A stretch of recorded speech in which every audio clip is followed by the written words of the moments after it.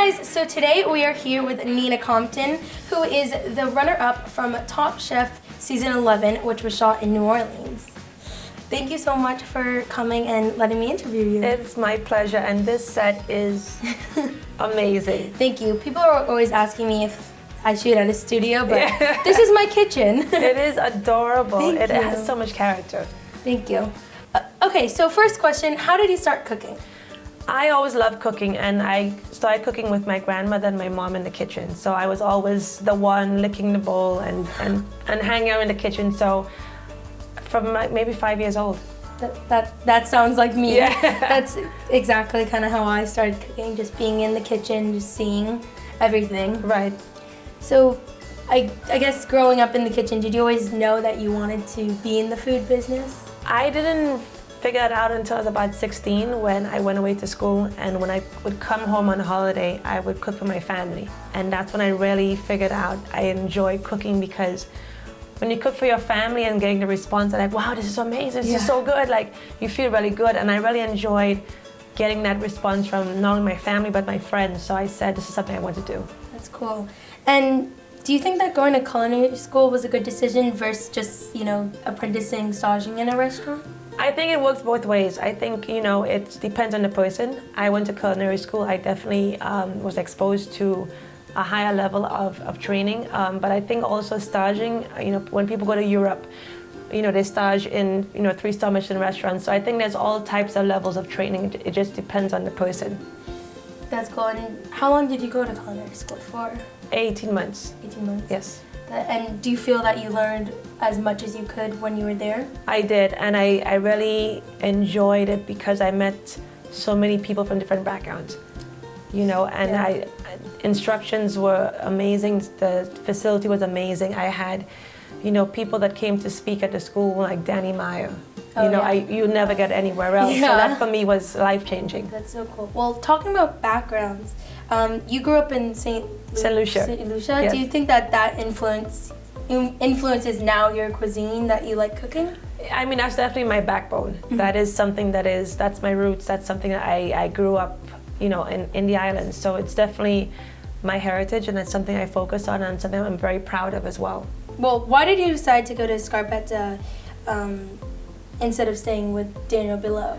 As a chef, I think that I was encouraged to learn different cuisines.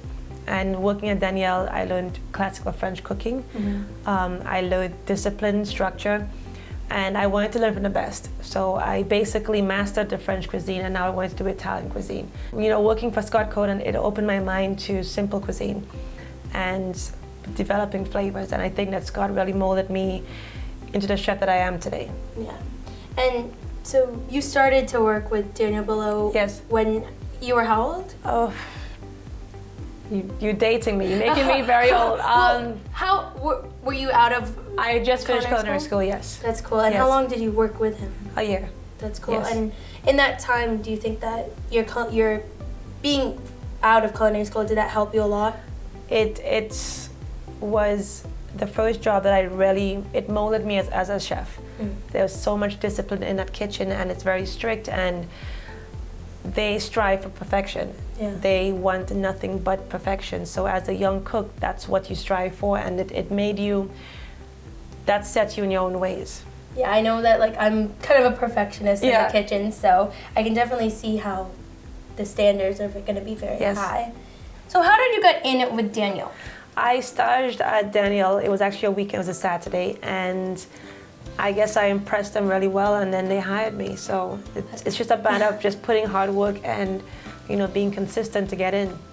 That's really cool. And I guess, are you still?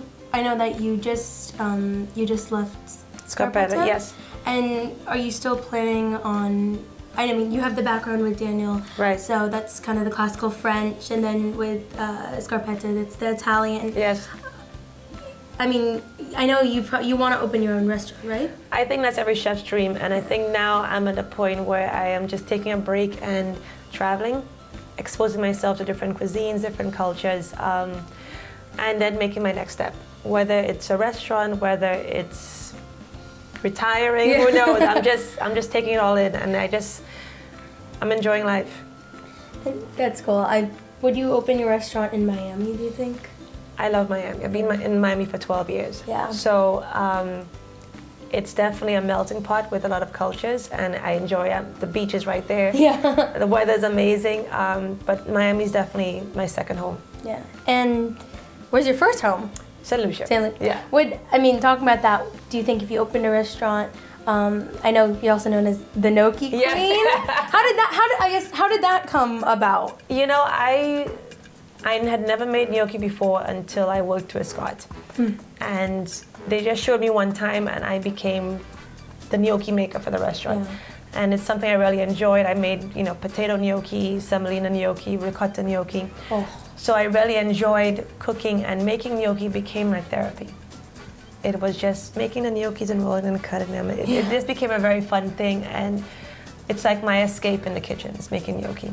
Do you think that you would, now that you've left Scarpeta, do you see yourself maybe working with Scott again, or? I would love to. Scott's a very dear friend of mine. He's very close. He's my mentor. He's a very good soul, and if our paths meet again, definitely I will work with him. We are very close. We stay in contact. That's cool. So it's definitely, I'm happy to have him in my life. Yeah, I know I'm kind of just getting started, I guess, in this industry or whatever, but I know that a big part of it is to have a lot of connections. Yes. So I guess, how long did you work at Sarapada before you decided to go on to Top Chef? I've been with them for 5.5 years, so it would be the 5th year. Yeah. And why did you decide to go on to Top Chef? They actually called me, and I almost said no, because I was freaked out. I'm like, this is Top Chef. This is serious. Can I do it? And I thought about it. I spoke with my husband. I said, what should I do? And he's like, do it. He's like, you could probably win. And then I said to myself, I will never get this chance again. Yeah. So especially if they contacted you. Exactly. And I'm like, I should do it, because what do I have to lose? Yeah. And probably choosing to go on to Top Chef was one of the probably best decisions you've made. Yes. And I guess, how was your experience on the show? It was something really life-changing. It made me realize who I am. I found myself a little bit, what kind of chef I am. I enjoyed life more. I enjoyed cooking more, because it was focusing only on cooking for those weeks that we were filming. I made a lot of good friends, good connections. I cooked for amazing chefs.